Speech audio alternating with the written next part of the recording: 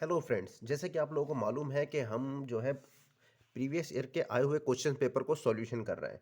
तो इसी सीरीज में जो है हमने पार्ट 1 और पार्ट 2 कर लिया और 30 तक कंप्लीट कर लिया था। आज जो हम क्वेश्चन नंबर 31 करने वाले हैं। चलिए शुरू करते हैं।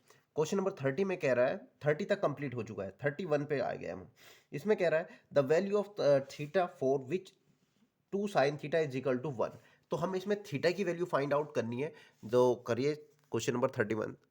जो प्रीवियस टू पार्ट्स है उसके मैं लिंक में आपको डिस्क्रिप्शन में दे दूंगा, आप उसमें जरूर देखिए किस तरीके से हमने सॉल्यूशन कर रखा है।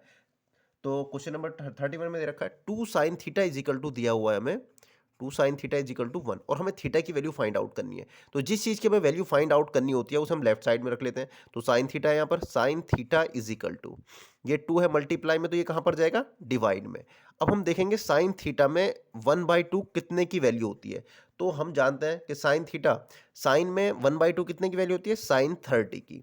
साइन 30 की वैल्यू 1/2 होती है। तो थीटा से थीटा कैंसिल आउट हो जाएगा, तो थीटा इज इक्वल टू आ जाएगा हमारा 30 डिग्री। तो इस तरीके से हमारा आंसर आ गया है 30 डिग्री। ओह, यहाँ पर साइन 2 थीटा है, तो यहाँ पर अंदर भी ना टू टू साइन 2 थीटा है, 2 थीटा यानी 2 थीटा इज इक्वल टू 30 आ गया। तो थीटा इज इक्वल टू क्या हो जाएगा, 30/2। 2 से इसे काटेंगे, 2 एकम 2, 2 पंजे 10, यानी थीटा की वैल्यू आ गई 15। ठीक है, यहाँ तक नहीं करके छोड़ना है कि 30 आ गया तो हमने लिख दिया। हमें जो है यहाँ पर 2 मल्टीप्लाई में था तो इसे डिवाइड में डालेंगे, तो हमारे पास थीटा की वैल्यू आ गई 15 डिग्री। यानी हमारा पार्ट फर्स्ट जो है इसका आंसर हो गया। क्वेश्चन नंबर 32 ये दे रहा है the value of 385 can be expressed as the product of the prime factor. Class 8 class का क्वेश्चन है, 6 क्लास में भी आजकल ये क्वेश्चन आ रहा है, पता नहीं किस तरीके से बोर्ड में एग्जाम में दे दिया है। क्वेश्चन नंबर 32, इसमें हमें करना क्या है, देखो बहुत ही सिंपल कि 385 को हमें प्राइम फैक्टराइजेशन मेथड से मतलब सॉल्व करना है। इसके प्राइम फैक्टर कौन कौन से हो सकते हैं। तो 385 का हम फैक्टर करेंगे, लास्ट में 5 है तो 5 से कटेगा ये, 5 सत्ते 35, 3 बच गया 35 बन गया, 5 सत्ते 35, 77 हो गया, 7 से काटेंगे, 7 एकम 7, 7 एकम 7, फिर 11, 11 से 11 एकम 11, यानी इसके प्राइम फैक्टर क्या हो गया 5 इंटू 7 इंटू 11। क्लास 6 वाले बच्चे भी कर लेते हैं ऐसे क्वेश्चन, यानी 5 इंटू 7 इंटू 11, यानी इसका बी पार्ट आंसर आ गया। Question number 33 the difference between circumference and radius of a circle is 111। ये भी क्लास 7 क्लास का क्वेश्चन आ गया है। The area of circle, area of circle find out करने के लिए उसने कहा है। देखो क्या क्या रहा है, the difference between circumference and radius of a circle is 111। यानी हमें सरकमफेरेंस, क्वेश्चन नंबर 33, यानी सरकमफेरेंस और रेडियस का डिफरेंस दे रखा है, यानी circumference minus radius is equal to कितना दे रखा है, हमें इज इक्वल टू दे रखा है 120 111 और हमें इसमें जो है एरिया फाइंड आउट करना है। तो सरकमफ्रेंस का फार्मूला क्या होता है सर्कल के, 2πr माइनस रेडियस कितनी है r इज इक्वल टू 111।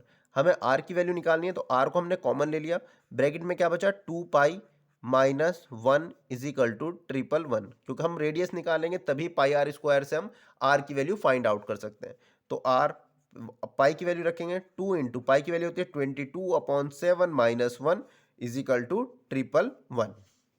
यहाँ पर r ब्रैकेट में, यहाँ पर एलसीएम ले लेंगे, इसके नीचे 1 लेंगे तो एलसीएम आ जाएगा हमारे पास 7, एलसीएम 7 आ गया है।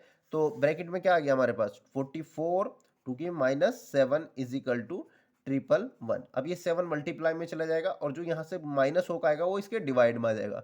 तो मैं डायरेक्ट लिख रहा हूँ r is equal to 7 into 111 upon 44 में से जब 7 जाएगा तो बचेगा 37। अब हम देखिए 7 से 37 तो कटेगा नहीं, तो 37 की टेबल में 111 3 बार आएगा, 3 से मल्टीप्लाई करके देखेंगे, 3 सत्ते 21 का एक हासिल लगे 2, 3 तिया 9 2 11, यानी r बराबर आ गया 7 तिया 21 21 सेंटीमीटर। ये हमारे पास r आ गया है, r आ गया हमारे पास 21 सेंटीमीटर। अब हमें एरिया निकालना है, अब कुछ नहीं रह गया क्वेश्चन में।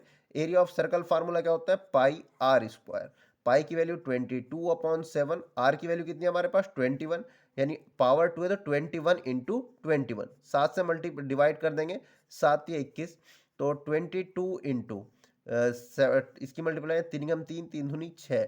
अब 63 की मल्टीप्लाई कर लेंगे हम, 63 की मल्टीप्लाई किससे कर देंगे 22 से, तो 2 तिया 6, 2 छंग 12, 6 2 1 ऐड करेंगे तो आ जाएगा 6 8 3 1, 1386 सेंटीमीटर स्क्वायर। ये हमारा आंसर आ गया है। यानी इसमें क्वेश्चन नंबर इसका सेकंड पार्ट ठीक हो गया। अब आते हैं हम क्वेश्चन नंबर 34 पर। 34 क्या कह रहा है, from the letter of the word mango a letter is selected at random, the probability of that the letter is vowel is. मतलब हमने जो है मैंगो वर्ड लिखा हुआ है और हमने जो है इसमें से एक रैंडमली वर्ड सेलेक्ट कर लिया है। तो हमें क्या करना है, हमें प्रोबेबिलिटी निकालनी है कि वो वर्ड जो है वोवेल्स होगा। सबसे पहले हमारे पास जो वर्ड्स दे रखा है, क्वेश्चन नंबर है ये हमारा 34, मैंगो दे रखा है MANGO। तो इसमें हमारे टोटल वर्ड्स कितने हो गए, टोटल वर्ड्स हो गए हमारे पास 1 2 3 4 5, यानी ये टोटल चांसेस हो गए हमारे पास, जो कि हो गए 5। अच्छा, वोविल्स क्या होते हैं, वोविल्स इंग्लिश भाषा के होते हैं जो कि 5 होते हैं। 5 कौन कौन से, A E I O U, ये 5 वोविल्स होते हैं। अब हमें इसमें देखना है इसमें कितने वोविल्स है, एक तो देखो A आ रहा है और एक आ रहा है O, यानी इसमें वोविल्स कितने हैं, 2। यानी फेवरेबल चांसेस कितने हो गए हमारे पास, फेवरेबल चांसेस हो गए हमारे पास 2, फेवरेबल चांसेस 2 और टोटल चांसेस 5। तो प्रोबेबिलिटी क्या हो जाएगी, probability is equal to favourable chances divided by total chances. तो फेवरेबल चांसेस कितने हमारे पास 2 और टोटल चांसेस कितने हैं हमारे पास 5, यानी आंसर हो गया 2/5, यानी इसका सी पार्ट हमारा सही हो गया। अब हम क्वेश्चन नंबर 35 पे जाते हैं। 35 क्या कह रहा है, if 17x minus 19y is equal to 53 and 19x minus 17y is equal to 55, then the value of x plus y, यानी x plus y की वैल्यू फाइंड आउट करनी है हमें। सीधी सी बात है, हम x की वैल्यू, दो इक्वेशन दे रखी है, x और y की वैल्यू फाइंड आउट करेंगे और जब हम x और y की वैल्यू फाइंड आउट कर लेंगे उससे उन दोनों को ऐड कर देंगे, वही हमारा आंसर होगा। चलिए तो हम शुरू करते हैं इसे, मतलब इसकी इक्वेशन सोल्व करते हैं। तो क्वेश्चन नंबर 35, इसमें हमारी पहली इक्वेशन क्या दे रखी है, 17x minus 19y is equal to 53, ये इक्वेशन 1 दे रखी है हमें। दूसरी इक्वेशन क्या दे रखी है, 19x minus 17y is equal to 55, ये इक्वेशन सेकंड दे रखी। हम इन दोनों इक्वेशन को सोल्व करके जो है x और y की वैल्यू फाइंड आउट करनी है। तो अब इसमें क्या है, हम क्या करते हैं कि इसमें से कोई सा ही मेथड अप्लाई कर सकते हैं हमें, क्योंकि हमें किसी भी मेथड के ऊपर इसने बाउंडेशन नहीं लगाई है, हमें x और y की वैल्यू सिंपली फाइंड आउट करनी है। चलिए तो हम क्या करते हैं, फर्स्ट सेकंड इक्वेशन से x की वैल्यू निकालते हैं और उसे सेकंड वैल्यू में इक्वेशन में पुट कर देंगे। तो 19x यहीं पे रोकेंगे, 55, जब माइनस का 17y इधर जाएगा तो हो जाएगा प्लस का 17y, और x इज इक्वल टू, ये 19 मल्टीप्लाई में तो ये डिवाइड में चला जाएगा, 55 प्लस 17y अपॉन में 19। अब हमने ये बना दी हमने इक्वेशन थर्ड। अब हम क्या करेंगे, हमने ये इक्वेशन सेकंड से इसकी वैल्यू फाइंड आउट करी है, तो हम इक्वेशन फर्स्ट में रखेंगे, यानी फ्रॉम इक्वेशन 1, या put the value of x in equation 1। तो इक्वेशन 1 थी हमारे पास 17x, x के पर क्या रखेंगे हम, जो हमारी x की वैल्यू हमने ये निकाली है y के टर्म्स में, 55 प्लस 17y अपॉन 19, आगे क्या है minus 19y is equal to 53। अब क्या है, यहाँ पर 55 की 17 से मल्टीप्लाई, 17 की दोनों से मल्टीप्लाई हो जाएगी, तो ये हो जाएगा 17 इंटू 55 प्लस 17 इंटू 17y, और यहाँ पर मैं इसके नीचे लेके एलसीएम भी ले लेता हूँ, 19 एलसीएम आ जाएगा, तो माइनस के 19 into 19y is equal to 53। थोड़ी सी कैलकुलेशन टफ पड़ रही है, पता नहीं ऐसे कैसे क्वेश्चन दिया है, बाकी सिंपल है हमारा क्वेश्चन। अब हम यहाँ पर इसकी मल्टीप्लाई करने वाले हैं, तो जल्दी जल्दी मल्टीप्लाई कर लेते हैं। 17 की 55 से मल्टीप्लाई करेंगे, 5 7 35 का 5 से लगे 3, 5 5 और 3 8, तो 5 और 8 ऐड कर लेंगे तो 5 5 10 13 का 3 हासिल लगा एक, और एक ये 935, तो यहाँ पर आ गया हमारे पास 935। 17 की 17 से मल्टीप्लाई करेंगे तो हमारे पास कितना आ जाएगा 289, तो 289y माइनस 19 की 19 से मल्टीप्लाई करेंगे तो कितना आ जाएगा 19 इंटू 19 इज इक्वल टू हमारे पास आएगा 361, ये मल्टीप्लाई करके देखना 361y, यहाँ पर y लिखना भूल गए, y अपॉन में 19 इज इक्वल टू में हमारे पास 53। अब ये जो है हमारे पास नंबर यहाँ पर ये 935 है, तो ऐसे ही आ जाएगा 935, ये प्लस वाला 289y है और माइनस के 361y है, तो हम इसे माइनस करेंगे तो निशान आएगा बड़े वाले का, सीधी सी बात है 361 बड़ा लग रहा है तो माइनस का निशान आ जाएगा, और इसे माइनस करेंगे तो कितना आएगा, तो यहाँ पर बचा हमारे पास 2, 11 में से जाएगा 2, तो यहाँ पे बचा 5, 15 में से 5 जाएंगे तो 15 में से 8 जाएंगे तो बचेंगे पास 7, 72y इज इक्वल टू, ये 19 यहाँ से इस तरफ पहुंच जाएगा, यानी 19 इंटू 53, 19 इंटू 53। अब हमारे पास यहाँ पर है माइनस के 72y, 72y is equal to 19 की 53 से मल्टीप्लाई करेंगे, 19 इंटू 53 तो इज इक्वल टू आएगा हमारा 1007।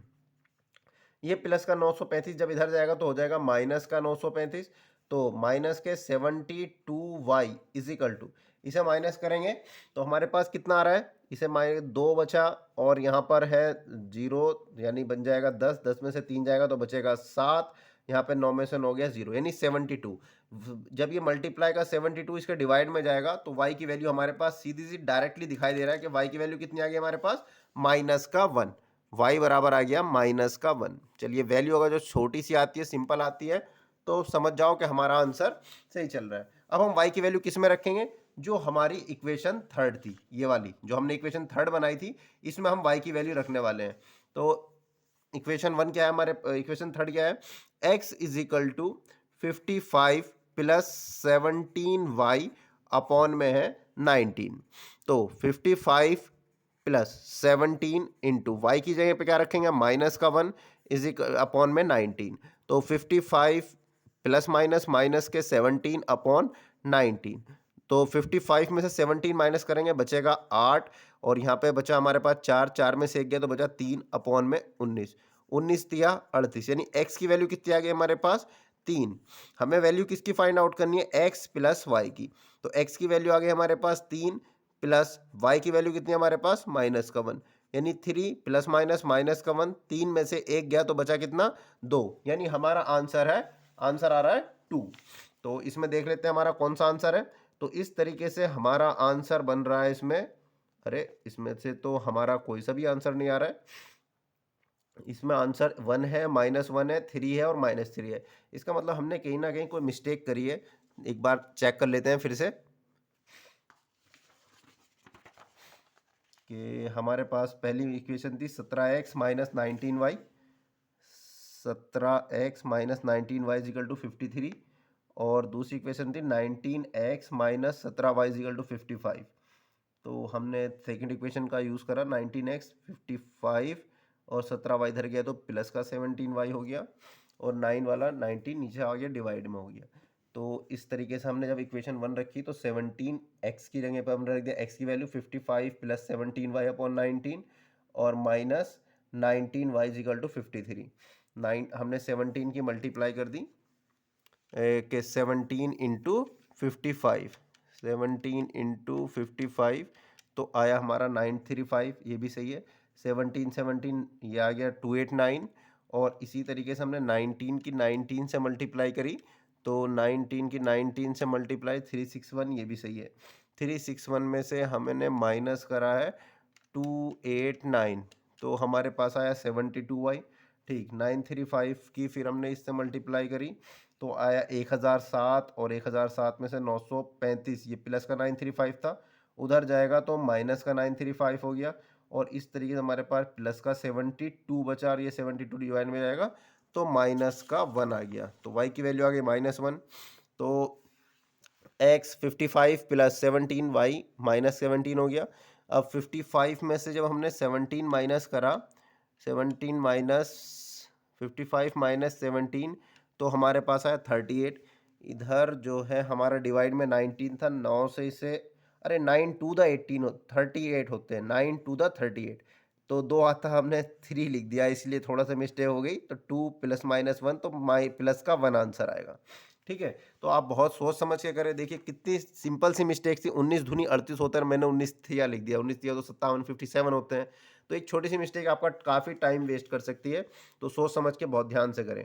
अगला question number 36, the ratio in which the point 4 6 divide the line segment joining the point A and B. हमें जो है एक पॉइंट्स का रेशियो फाइंड आउट करना है, क्वेश्चन नंबर 36।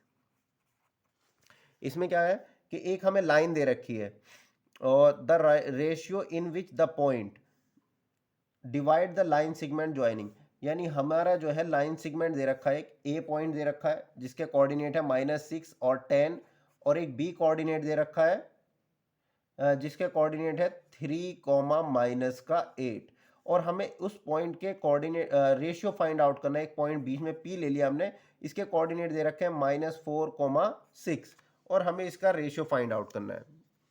देखिए, the ratio in which the point -4, 6 divide the line segment joining the point A -6, 10 and B 3, -8।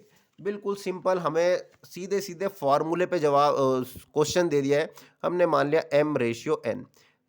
ये mid point का हम फार्मूला जानते हैं जब हमें रेशियो गिवन होता है कि p मतलब point p x, y is equal to क्या होता है, हमने ले लिया ये तो हमें डायरेक्ट दे रखा -4, 6 इज इक्वल टू क्या इजी फार्मूला होता है, m की वैल्यू याद करने का तरीका होता है, m की वैल्यू से मल्टीप्लाई होती है इस वाले से mx2 से। यहाँ पे ये होता है x1 y1, हमने पहला वाला मान लिया x1 y1, और ये हो गया x2 y2। तो mx1 mx2 यानी हो जाएगा, m की वैल्यू कितनी है -4, डायरेक्ट वैल्यू पुट कर रहा हूँ मैं, -4 इंटू 3 mx2 प्लस nx1 यानी n की वैल्यू कितनी है हमारे पास, n की वैल्यू तो हमें, अच्छा यहाँ पे एक मिनट, यहाँ पर जो है m की वैल्यू में फाइंड आउट करनी है, m की नहीं है तो x की वैल्यू जो हमें यहाँ पर दे रखी है, यानी m है हमारे पास mx2, m और n की वैल्यू तो हमें फाइंड आउट करनी है, तो m इंटू 3 प्लस nx1, यानी n की वैल्यू किससे होगी मल्टीप्लाई, n इंटू -6 अपॉन में m प्लस n, ठीक है, कॉमा। इसी तरीके से दूसरा वाला पॉइंट्स होता है हमारे पास कि my2, यानी m इंटू y2 की वैल्यू कितनी है हमारे पास -8 plus ny1, n into y1 की वैल्यू हमारे पास 10 अपॉन में m प्लस n। हमें कोई सी भी एक कोऑर्डिनेट से m और n की वैल्यू फाइंड आउट हो जाएगी, दूसरा लिखो या मत लिखो, हमें इसी पहले वाले कोऑर्डिनेट से ही वैल्यू हमें मिल जाएगी, लेकिन फिर भी हमें पूरा फॉर्मूला याद होना चाहिए, तो हमने जो है पूरी तरीके से कर दिया है। तो p हमें आ गया -4, 6 इज इक्वल टू, थोड़ा सा इसे सॉल्व कर लेते हैं, तो ये हो जाएगा -3m और -6n अपॉन में m प्लस n, कॉमा इधर हो जाएगा -8m प्लस 10n अपॉन में m प्लस n। तो बाय कंपेयरिंग, क्योंकि हमें ये पॉइंट भी हमें दे रखा है मिड पॉइंट, जो हम इससे कैलकुलेट करके निकालते हैं, तो बाय कंपेयरिंग क्या होगा, ये पहला कोऑर्डिनेट जो है वो पहले उसके बराबर होगा, यानी -3m -6n अपॉन में m प्लस n बराबर किसको हो जाएगा, x वाले कोऑर्डिनेट के, ये वाला x है और ये वाला y है, ये वाला x, तो ये इसके बराबर है, यानी बराबर -4। यहाँ से हम m प्लस n की इस तरफ क्रॉस मल्टीप्लाई कर लेंगे, तो -3m -6n is equal to -4 bracket में m प्लस n। सब में से माइनस निकाल के कॉमन निकाल लेते हैं, तो ये चलो नहीं तो रहने देते, अभी कंफ्यूजन हो जाएगा। 3m अपॉन 6n -4 की मल्टीप्लाई, तो माइनस का 4m और माइनस के 4n। अब हम क्या करेंगे, m वाली सारी टर्म्स एक तरफ और n वाली एक तरफ करेंगे, तो -3m और ये 4m जब इधर आएगा कैसा हो जाएगा, प्लस का 4m। इसी तरीके -6n जब इधर जाएगा कैसा हो जाएगा, प्लस का 6n और माइनस के 4n। तो इस तरीके -3m में से +4m जाएगा तो प्लस का m बच जाएगा, इज इक्वल टू प्लस के 6n में से जब माइनस के 4n जाएंगे तो बचेगा 2n, m के नीचे n आ जाएगा तो m अपॉन n बराबर रह जाएगा 2, यानी 2/1, तो m ratio n is equal to कितना आ जाएगा, 2:1। तो हमसे यही पूछा जा रहा था ये क्या रेशियो होगा, तो 2:1 होगा।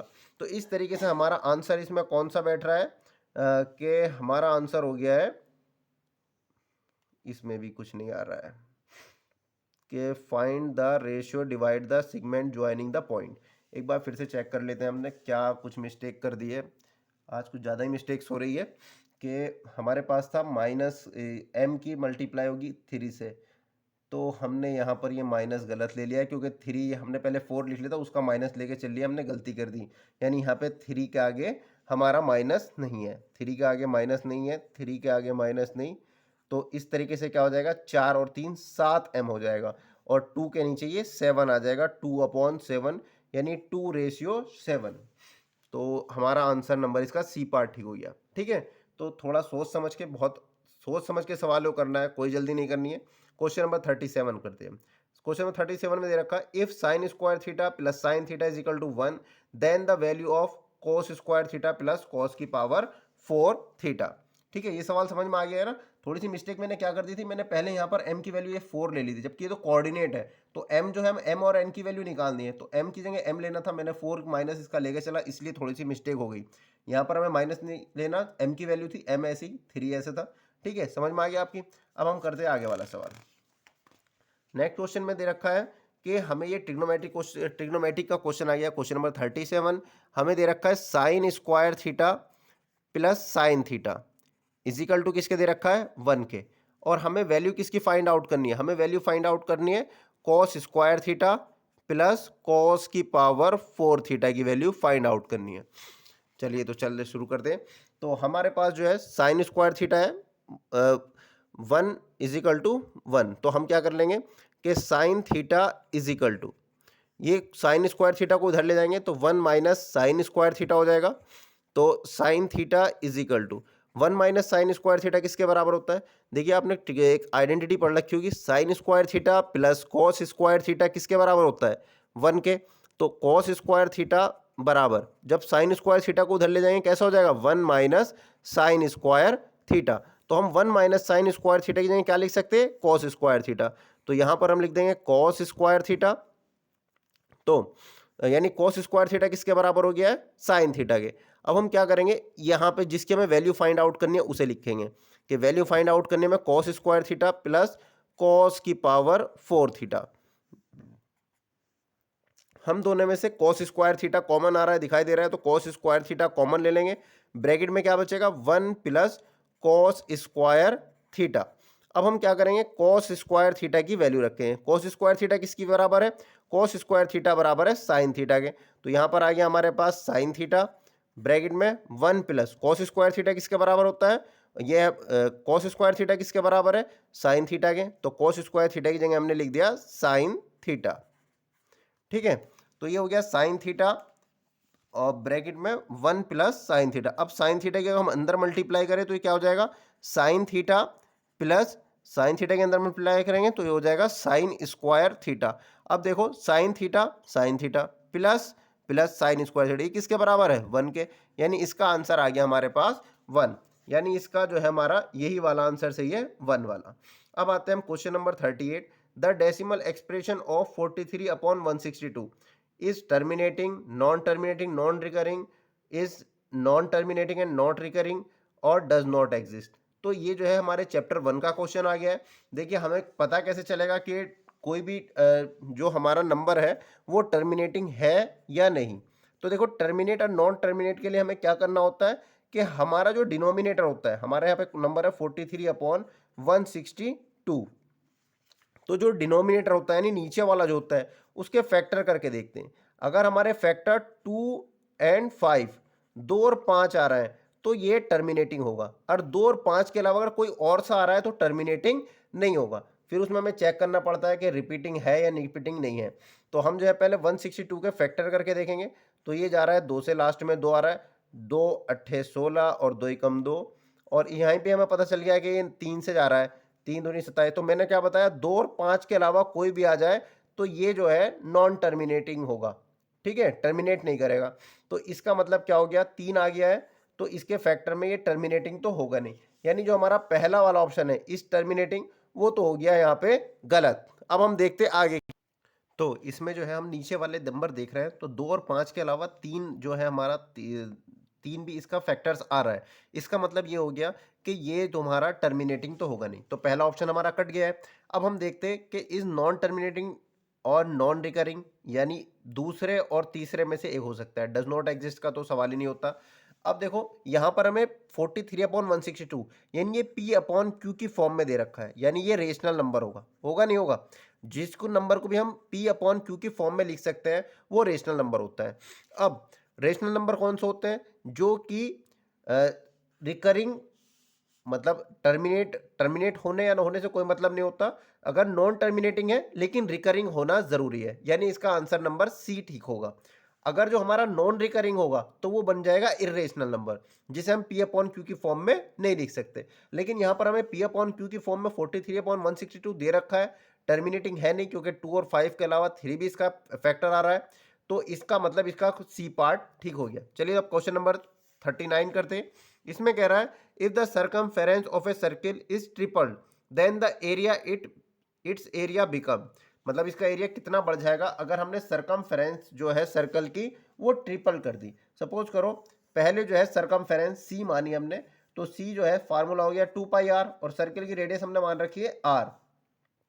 तो क्वेश्चन नंबर 39, अब हमने जो है सर्कल की सरकमफेरेंस को क्या कर दिया है, ट्रिपल कर दिया है, यानी न्यू सरकमफेरेंस सी डैश हमारे पास आ गई है 3c। अब 3 इंटू सी की वैल्यू कितनी है हमारे पास 2πr, तो 3 टू द 6 हो गई है। अब हमें इन दोनों में कंपेयर करना है, जब भी कंपेयर करने वाली बात आए तो आप डिवाइड कर दो, ये इक्वेशन 1 कह दो और इसे इक्वेशन सेकंड, इक्वेशन फर्स्ट को सेकंड से डिवाइड कर देते, तो 7 C upon C dash is equal to, C की वैल्यू कितनी है 2πr अपॉन, और सी डैश की वैल्यू कितनी है 6πr, पाई आर से पाई आर कैंसिल, 2 1 द 2, 2 3 द 6, 3 की मल्टीप्लाई इधर हो जाएगी, यानी C dash is equal to हो जाएगा 3c।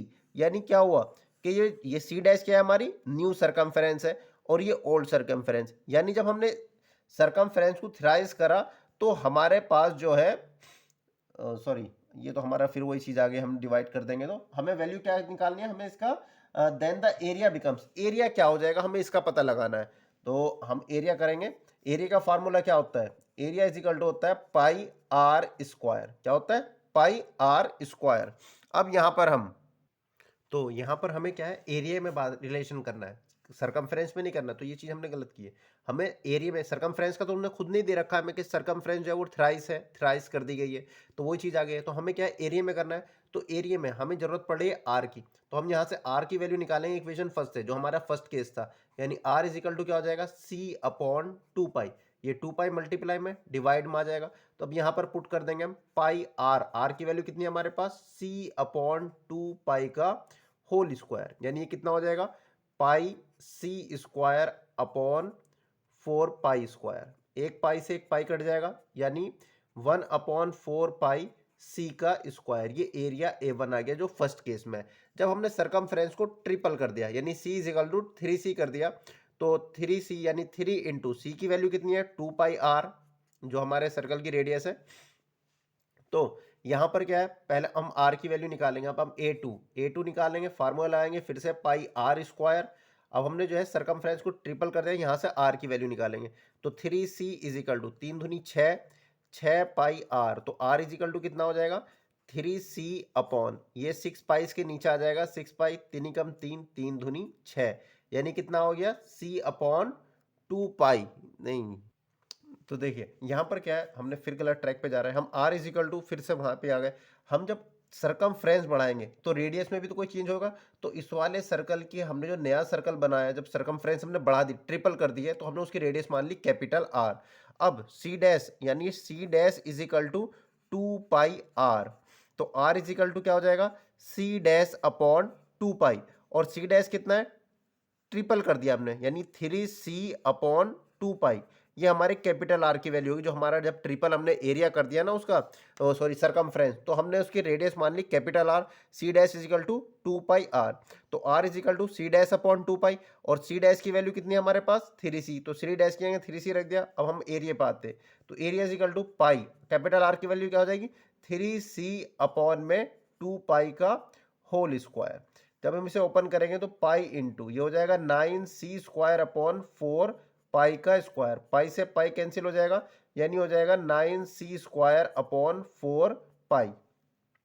अब हमारे पास जो है यहाँ पर a1 आ गया, a2, ये a1 और ये a2, इसे इक्वेशन 1 कह दी और इसे इक्वेशन 2 कह दी। अब जो मैंने आपसे यहाँ पर कहा था जब भी हमें ऐसे रिलेशन पता करना होता है तो हम क्या करते हैं इसे डिवाइड कर लेते हैं, यानी हम a1 अपॉन a2 करेंगे। जब हम a1 अपॉन a2 करेंगे तो a1 की वैल्यू कितनी है हमारे पास 1/4π, यानी c स्क्वायर अपॉन 4π, और a2 की वैल्यू कितनी है हमारे पास, a2 की वैल्यू है हमारे पास 9c स्क्वायर अपॉन 4π।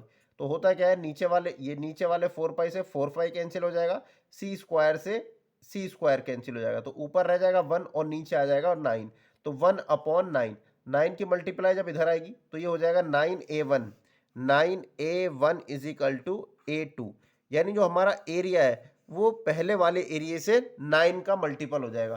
तो देखिए 9 टाइम्स हो जाएगा मतलब वो, तो हमारा आंसर आ गया कौन सा इसका, बी पार्ट, 9 टाइम्स हो जाएगा। अब क्वेश्चन नंबर 40 कि a father is 3 times as old as his son in 12 year time, he will be twice as old as his son, the sum of the present age of the father and son is, कि present as बतानी है हमें father और सन की। तो हमने late कर लेंगे क्वेश्चन नंबर 40 के let age of father, present age of father वो हमने मान ली एक्स। अब इसमें क्या कह रहा है कि फादर जो है वो 3 टाइम्स है सन की एज का, यानी हम शुरू में फादर नहीं सन की एज मानेंगे, लेट द एज ऑफ सन, क्योंकि फादर की एज जो है ना वो सन के ऊपर डिपेंड कर रही है। तो age of father, age of father वो कितनी हो जाएगी 3 टाइम्स, कि 3 टाइम्स कह रहा है, नहीं कितना हो जाएगा 3x। अब उसके बाद कह रहा है इन 12 ईयर टाइम्स, यानी बस 12 साल बाद, यानी आफ्टर 12 ईयर। तो after 12 year, after 12 year age of son, age of son कितनी हो जाएगी 12 साल बाद। देखो 12 साल बाद अब जैसे हम इस टाइम जो है सपोज करो कोई आदमी 20 साल का है, तो 12 साल बाद कितना हो जाएगा 32 साल का, यानी उसमें 12 ऐड कर देंगे। अब जो सन की एज है एक्स है, तो 12 साल बाद कितना हो जाएगा एक्स प्लस 12। इसी तरीके से after 12 year age of father, age of father कितनी हो जाएगी, अभी फिलहाल वो कितने के 3x के, तो 12 साल बाद कितने हो जाएंगे 3x प्लस 12 के। अब अकॉर्डिंग टू क्वेश्चन क्या कह रहा है कि 12 साल बाद जो है he will be twice as old as his son, यानी जो उसका फादर जो है, यानी फादर जो है वो सन का ट्वाइस यानी 2 टाइम्स है, 2 इंटू सन।